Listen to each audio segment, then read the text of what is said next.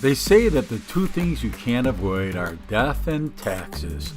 Well, some scheming politicians actually blended those two inevitable events into one, and it's called the death tax. That's right, when politicians run out of ways to tax you while you're alive, they come up with ways to tax you when you're dead.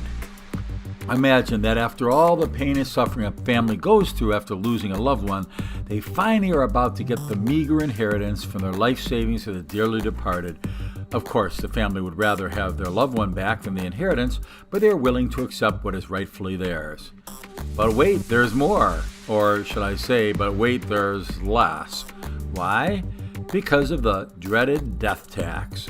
That is when Uncle Sam butts into the front of the line at the funeral or the wake to grab a big chunk of the deceased's assets meant for his or her family. Ah, that dreaded death tax. Isn't there any way to kill that thing once and for all? Actually, yes, there is. The United States House of Representatives is about to vote on the repeal of the dreaded death tax permanently. The name of the bill, appropriately, is called Death Tax Repeal Act of 2015.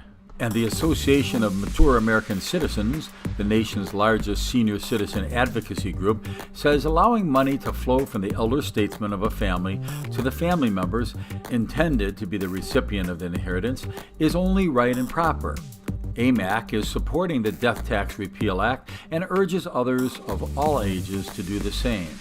AMAC contends that death should not be a taxable event and that the grieving family should not be forced to pay a tax on their loved one's life savings, which were already taxed to the hilt when they were alive. They also have statistics to show how 70% of family-owned businesses don't survive into the second generation. More information is available at www.amac.us.